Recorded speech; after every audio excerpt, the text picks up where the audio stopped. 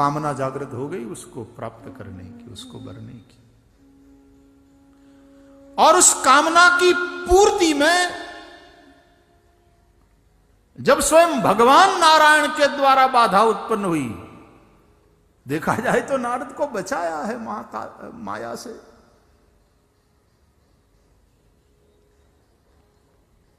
देवर्षि नारद ने रोष किया, जब करना चाहिए था तब नहीं किया। काम के ऊपर रोष करना चाहिए था, वहां नहीं किया। अब यहां राम के ऊपर रोष किया, अपने इष्ट के ऊपर। ऐसे बिगड़े। वहां तो प्रिय वचन कह करके काम को परितुष्ट किया था, और यहां परुष वचन के द्वारा क्रोध के परुष वचन बल, काम के इच्छा दंभ बल, काम के केवल नारी, क्रोध के परुष वचन बल, लोभ के इच्छा दंभ बल, काम के केवल नारी, क्रोध के परुष वचन बल। परुष वचन ऐसे कड़वे वचन, ऐसा ऐसा सुनाया है अपने इष्ट देव को, भगवान को। और जिनसे वरदान की कामना करते थे उन्हें इन्होंने शाप दे दिया। नारद शाप दीन एक बारा, नारद शाप, नारद शाप दीन एक बारा। भगवान के अलग अलग कल्प में अवतार के कारणों की जब चर्चा कर रहे हैं तुलसीदास जी रामचरितमानस में, तो भगवान के अवतार का एक कारण है नारद जी का भगवान विष्णु को शाप। गिरिजा चकित भई सुनि बानी कि नारद विष्णु भगत पुनि ज्ञानी, कारण कवन शाप मुनि दीना, का अपराध रमापति कीना। ऐसे ही है ना सब। और फिर महादेव जी ने जो पूरी कथा सुनाई, जो हमने आपको सुनाई, बोले बिहसी महेश तब ज्ञानी मूढ़न कोई। भगवान रघुपति जिसको जब जैसा बनाता है सो तसते ही छन होई। कोई ज्ञानी मूढ़ नहीं। उमा दारु जोशित की नाई, सब ही नचावत राम गुसाई। उमा दारु जोशित की नाई, सब ही नचावत राम गुसाई। सब ही नचावत राम गुसाई, सब ही नचावत राम गुसाई। कठपुतली को जिस तरह से नचाने वाला नचाता, राम सबको नचाते। तो नारद जी ने क्रोध किया, परुष वचन सुनाए और शाप दे दिया। संसार को अमृत पिलाने वाले को जैसे कई बार लोग जहर पिलाते हैं।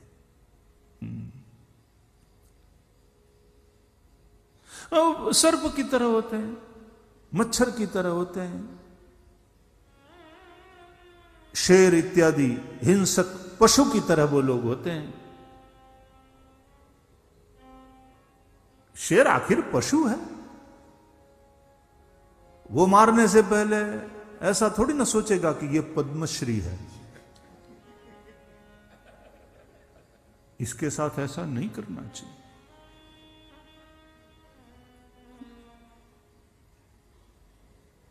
मच्छर ऐसा थोड़ा सोचता है कि पंडित जी महाराज के सब लोग पैर छूते हैं, सब प्रणाम करते हैं।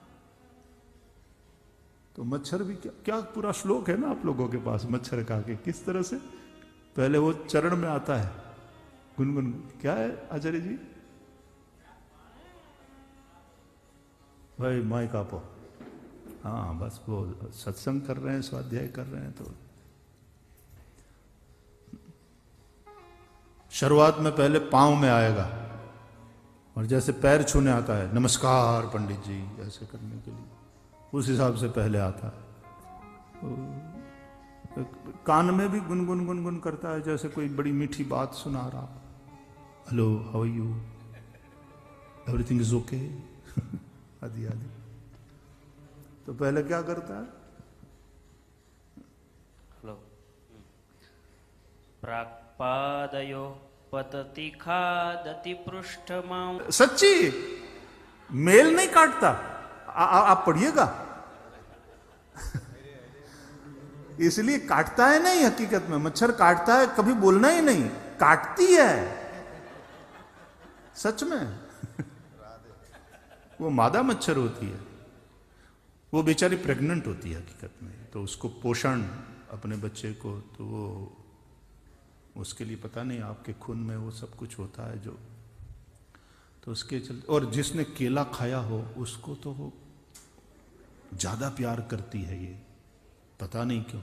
ये भी एक है, एक स्टडी सामने आई, तो जहां बहुत मच्छर हो वहां शाम को केला खा करके नहीं बैठना।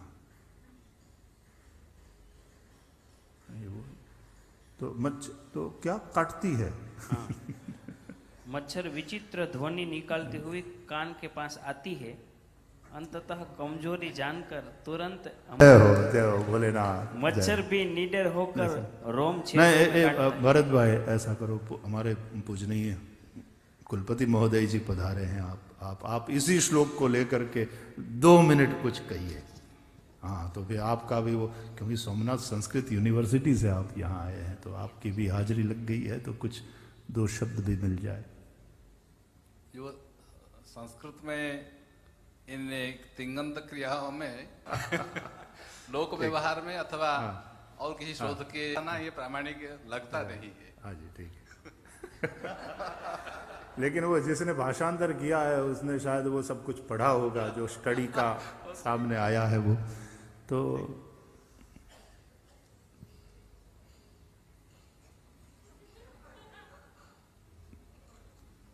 हो सकता है काटती है या काटता है, जो भी ठीक।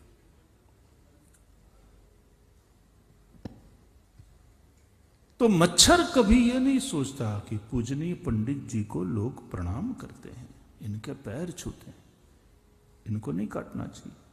मच्छर ऐसा नहीं सोचता। कुतरी तो मिनिस्टर नहीं कर दे, ये थोड़ा हम समझे कि मिनिस्टर साहब पशुपालन मंत्री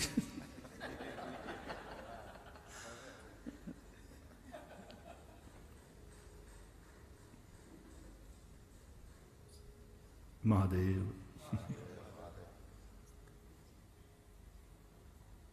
उन लोगों को ये नहीं होता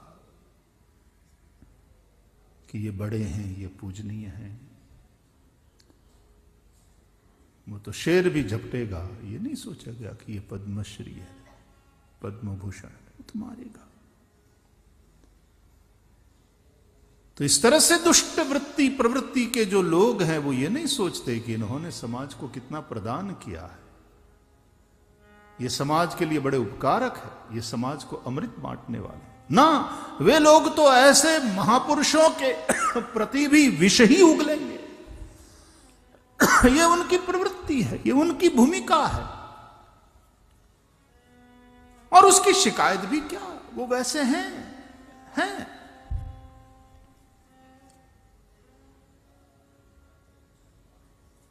तो अमृत का वितरण करने वाले को लोग विष पिलाते हैं, उन्हें विष देते हैं। तो वरदान देने वाले भगवान नारायण विष्णु को नारद ने शाप दे दिया। हालांकि देवर्षि नारद जी के द्वारा प्रदत्त वह शाप विश्व के लिए उपकारक बन गया, जिसके चलते भगवान का अवतार हुआ है। लेकिन फिर कथा ये कहती है कि जो काम करना था वो करने के बाद भगवान ने पर्दा, माया का जो पर्दा था वो हटा लिया, तो नहीं तो रमा न राजकुमारी, कुछ नहीं था, न लक्ष्मी थी न राजकुमारी, वो विश्वमोहिनी थी, कुछ नहीं। और देवर्षि नारद अचानक जैसे नींद से जाग गए, अचानक जैसे नशा खत्म हो गया, वास्तविकता का भान हुआ, फिर क्षमा मांगने लगे भगवान से, ये मैंने क्या कर दिया प्रभु, मैंने आपको न जाने क्या क्या सुनाया और मैंने आपको शाप दे दिया, मुझे क्षमा करो, मेरा शाप मिथ्या हो जाए इत्यादि। तो भगवान विष्णु ने कहा कि भाई ये मेरी इच्छा थी इसलिए सब कुछ हुआ है। अरे बोले लेकिन मैं इस पाप से कैसे बचूंगा, एक काम को जीता उसका ऐसा अहंकार हो गया मुझे कि बात यहां तक पहुंच गई। वैष्णव हो, तुमने मेरा भजन किया, काम को तुमने जीत लिया, लेकिन काम को जीतना एक बात है, तुमने काम को जीत लिया लेकिन काम को जीतने का जो अहंकार है उसको जीत नहीं पाए। उस अहंकार को जीतना है, दीनता जीवन में लाना है। एक काम करो, जिस हिमगिरी गुहा में जाकर बैठकर तुमने मेरा भजन किया था, वहीं जाकर अब जप हो जाए शंकर सतनामा, वहां जाकर शंकर जी का भजन करो। शंकर जी अहंकार के देव है, वे तुम्हें दीनता का दान करेंगे। शंकर जी परम वैष्णव है, श्रीमद् भागवत के अनुसार अहंकार के देव हैं। दीनता का दान बिना शंकर के कौन कर सकता। तो शंकर जी ऐसे भिखारी है, अन्नपूर्णा उनके घर में न होती, मुश्किल में कितने कितने खाने वाले, तगड़े खाने वाले, बाप चतुरानन, आप पंचानन, बेटा षडानन, ऊपर से गजानन, नंदी, कैसे कैसे तगड़े खाने वाले हैं, भूखे मरते यदि अन्नपूर्णा घर में न होती। तो दीनता, भीख मांगो तो भाई दीनता तो होनी चाहिए, दादागिरी से थोड़ी ना भीख मांगी जाती है। और फिर मांगना तो क्या मांगना, तो उन्हीं भगवान शंकर, उनसे मांगो, मांगना सीखो। तुलसीदास जी ने तो विनय पत्रिका में भूपाली, वो बड़ा प्रसिद्ध पद है ना, जाचिए गिरिजापति काशी, जासु भवन अणिमादिक दासी,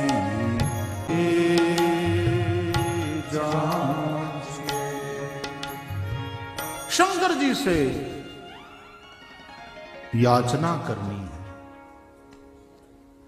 वैसे संसार का सबसे बड़ा भिक्षुक और वैसे संसार के सबसे बड़े दाता, गजब है शंकर जी का चरित्र।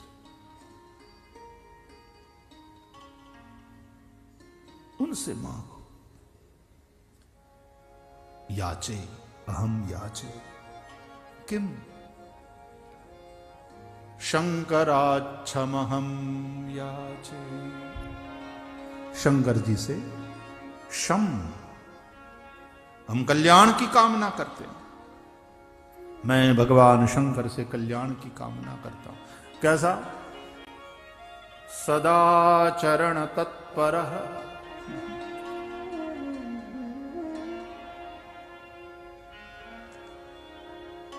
सदा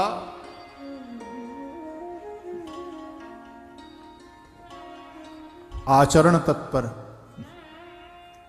वर्णाश्रम धर्म का जो आचरण है, धर्माचरण, और उसमें तत्पर हूं मैं याचना करता हूं। हे महादेव, आपसे याचना करता हूं कल्याण की।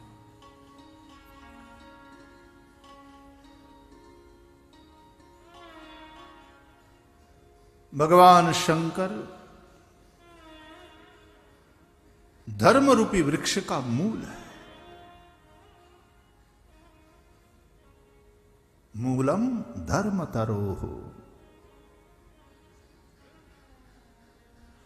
और वर्णाश्रम धर्म की बात श्रीमद् भागवत में भी हम धर्म पंचाध्यायी में सप्तम स्कंध में सुनते हैं। और धर्म का संबंध केवल चर्चा से नहीं, चर्या से है। केवल धर्म चर्चा होती रहे ये पर्याप्त नहीं, होनी चाहिए, लेकिन महत्वपूर्ण है धर्मचर्या। आचार प्रभवो धर्म धर्मस्य प्रभुरच्युतः।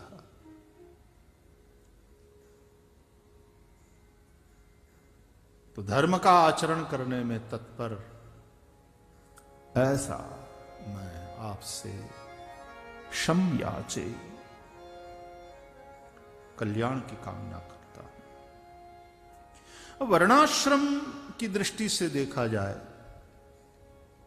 तो पहले वर्ण, ब्राह्मण, क्षत्रिय, वैश्य, शूद्र। तो ब्राह्मण के लिए सदाचरण तत्पर, सती आचरणे तत्पर। ब्राह्मण सदा उत्तम आचरण में तत्पर होना चाहिए। जगत गुरु ब्राह्मण सभी वर्णों का गुरु है। वर्णानाम ब्राह्मणो गुरु। और सर्वोत्तम गुरु तो वो है जो स्वयं अपने आचरण से दूसरों को सिखावे, केवल उपदेश नहीं। उपदेश तो पहले श्रवण, फिर मनन, फिर निदिध्यासन, आचरण और फिर उपदेश। तो चौथा चरण है। नहीं तो पर उपदेश कुशल बहुत तेरे, जे आचर ही ते नर।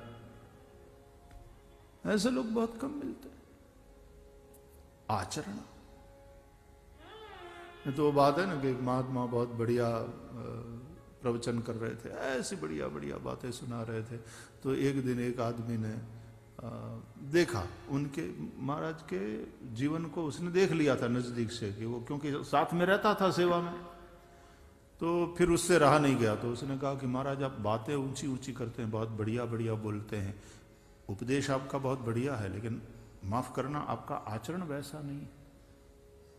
आप बोलते तो बहुत अच्छा है, लेकिन आप आचरण नहीं करते। तो महाराज जी बिगड़े कि बोले भी हम और आचरण भी करें हम, सब कुछ हम ही करें, तो तुम लोग क्या करोगे। ऐसे बिगड़े। बोलो चलो अपने काम बांट लेते हैं। बोले हम, करो तुम। सदाचरण तत्पर। पहले आचरण। पूज्य डोंगरे जी महाराज जो कथा सुनाते थे उसमें ये दृष्टांत बड़ा प्रसिद्ध, वो प्राय कथा में सुनाते थे कि एक जगह एक महाराज कथा सुना रहे थे। तो एक दिन उतारे पर वो जहाँ ठहरे थे, एक माई अपने बेटे को लेकर के गई, प्रणाम कराया।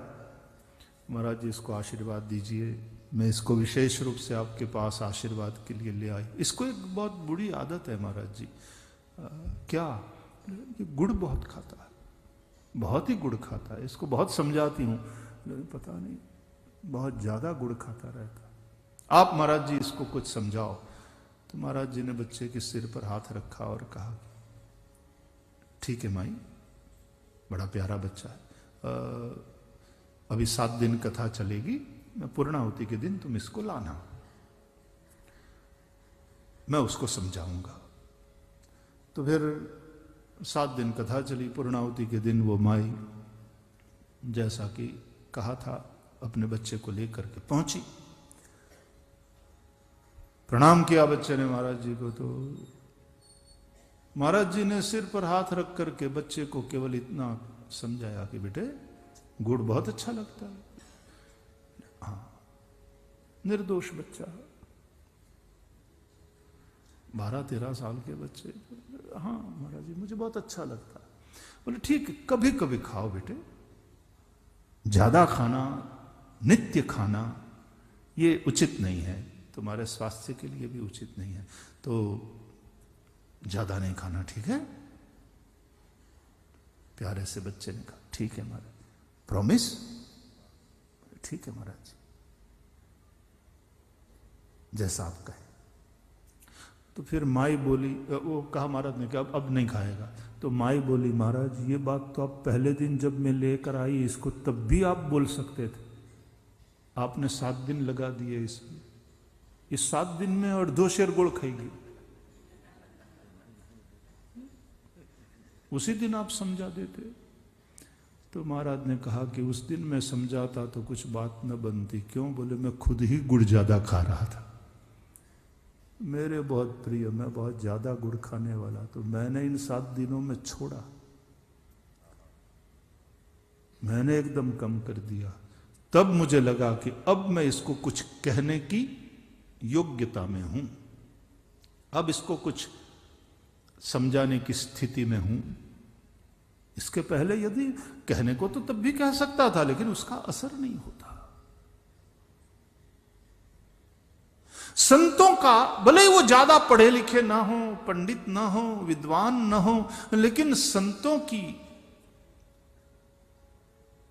बातें इतनी ज्यादा प्रभावक क्यों होती हैं?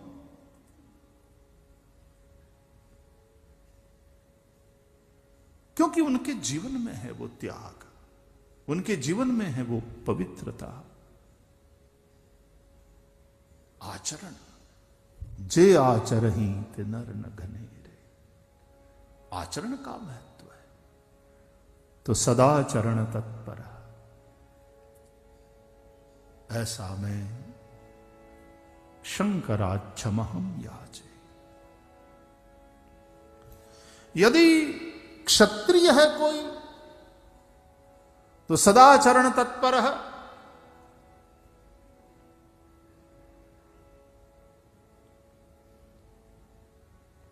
सदा च रणे तत्पर है, युद्ध के लिए। जब धर्म के लिए युद्ध करने की बात आवे, राष्ट्र के लिए लड़ाई करने की बात आवे, तो सदा तत्पर क्षत्रिय, डरे नहीं, पलायन न करें, कायरता का परिचय न दें, रणे तत्पर।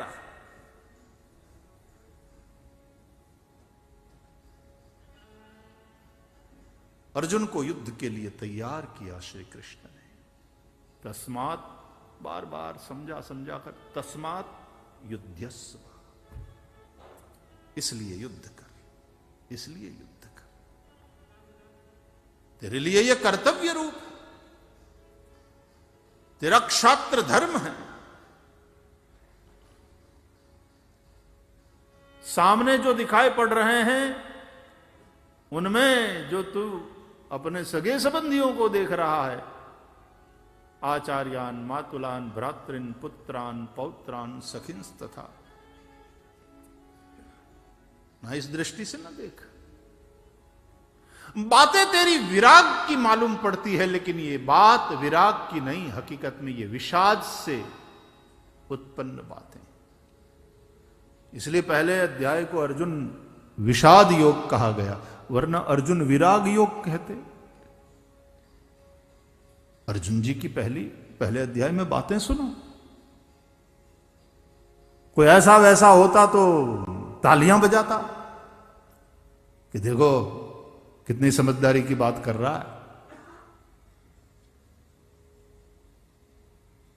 कहता है इनको मारने से त्रिलोक का राज्य मिले तो भी मुझे नहीं चाहिए, तो हस्तिनापुर के लिए तो मैं क्यों लड़ूं, और भुंजीय भोगान रुधिर प्रदिग्धान, क्या करना है मुझे।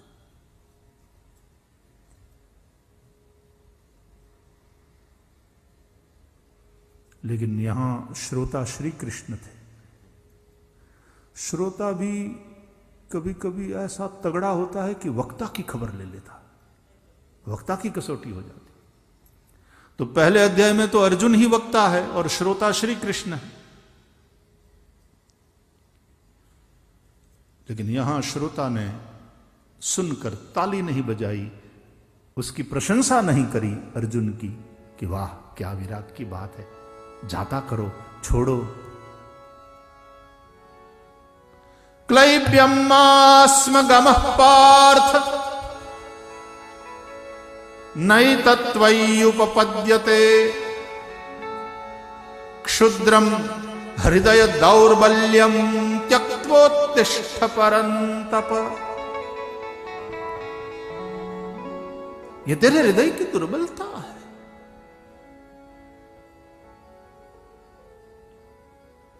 छोड़ ये कायरता। क्लीब शोभा नहीं देता तुझे ऐसा। इस क्लैब्य का परिचय देना।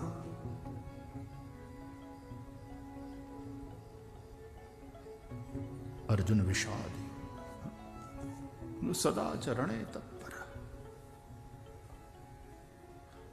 सौराष्ट्र की कथा है। हमीर सिंह जी गोहिल अपने दरबारियों के साथ बैठे हैं और अचानक ढोल पीटने वाले ने ढोल पीटा और कहा कि दौड़ो दौड़ो, सोमनाथ पर आक्रमण हो रहा है, यमन सोमनाथ पर आक्रमण करने आ रहे हैं। और हमीर सिंह जी गोहिल खड़े हो गए, सारे योद्धा दरबारी गण खड़े हो गए। रणे तत्पर, तुरंत शस्त्र सज्ज होकर अश्व पर आरूढ़ हुए। कहते हैं दरबारगढ़ से एक दासी दौड़कर आई और उसने कहा कि रानी ने पुत्र को जन्म दिया है, आप युद्ध के लिए जा रहे हैं, धर्म के लिए आप युद्ध के लिए तत्पर होकर के प्रस्थान कर रहे हैं। कोई भरोसा नहीं, भगवान करे आप विजयी बनकर के वापस लौटे, लेकिन यदि काम आ गए, वीर गति को प्राप्त हो गए, तो कम से कम बच्चे का मुंह तो देख लो। और हमीर सिंह जी गोहिल ने कहा कि मेरे सोमनाथ पर जब आक्रमण हो रहा हो तो इस वक्त मैं उस कार्य के लिए रुकूं तो मेरा क्षात्रत्व आया तो जरूर मुंह देखूंगा, और नहीं आया तो बच्चे को बहुत बहुत प्यार, वो इसी परंपरा को आगे बढ़ावे, आशीर्वाद। और कहते हैं हमीर सिंह जी गोहिल निकले अपने छोटे से सैन्य के साथ, लड़ते लड़ते काम आ गए। आज भी आप सोमनाथ जाओ तो भगवान सोमनाथ के मंदिर के दर्शन के पहले हमीर सिंह जी गोहिल की खांभी को प्रणाम करना पड़ता है। मंदिर परिसर में वहां हमीर सिंह जी गोहिल की खांभी। ये शहादत, ये शौर्य, सदाच रणे तत्पर। यदि क्षत्रिय, तो ऐसा क्षत्रिय कह सकता है शंकरा क्षमहम याचे।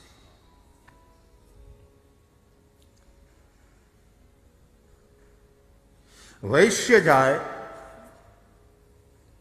ब्राह्मण क्षत्रिय वैश्य, वो जाए तो कहेगा सदा चरण तत्पर, चरण विचरण, चरणे विचरणे तत्पर। व्यापारी वैश्य है, बैठा रहेगा तो कैसे बात बनेगी।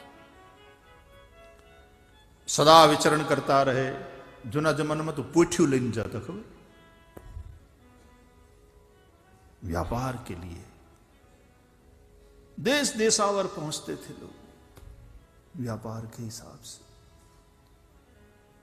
और यहां का सामान ले जाकर वहां बेचा, फिर बेच करके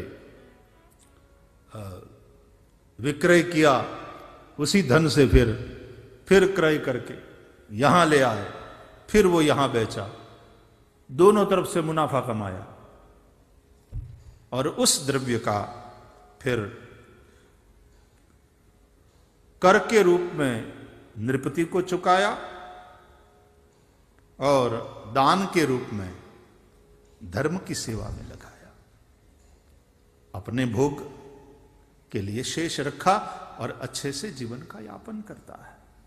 ऐसा धर्मनिष्ठ वैश्य सदा चरण तत्पर, चरण विचरण तत्पर जो है, उद्यमी है, आलसी नहीं, नीति से व्यापार करता है, ऐसा वैश्य भगवान शंकर से याचना करे, शंकराच्छमहम याचे।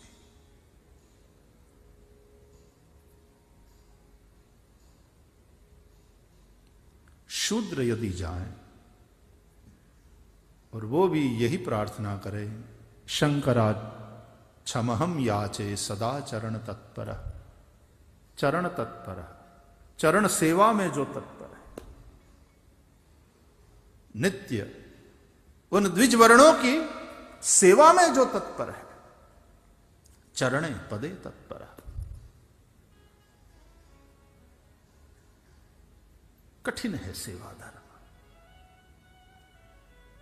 क्या दीनता से युक्त होकर के और सदा तत्सुखे सुखित्वम, निरंतर अपने स्वामी के सुख सुविधा की लगातार चिंता चिंतन करने वाला और सदा उसमें तत्पर,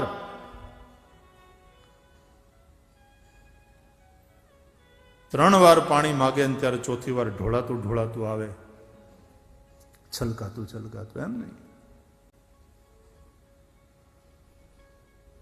समय समय पर बिना मांगे सारी चीजें, तो चाहे ब्राह्मण वर्ण यज्ञ इत्यादि करे तो भी बिना इन शूद्रों की सेवा के। ये शूद्र शब्द बड़ा प्यारा है, आजकल हम लोगों ने ऐसा उसको बना दिया है कि शूद्र कहलाना जैसे गाली, गाली नहीं भैया, ये सेवक होने की धन्यता है। शोचती थी, बाकी सभी वर्णों की जो चिंता करता रहता है, बिना इनके इन तीनों वर्णों का काम अच्छी तरह से वो लोग नहीं कर पाएंगे। तो ये शूद्र वर्ण जो सेवा क्षेत्र में है, आज भी गुड्स एंड सर्विस टैक्स है, GST,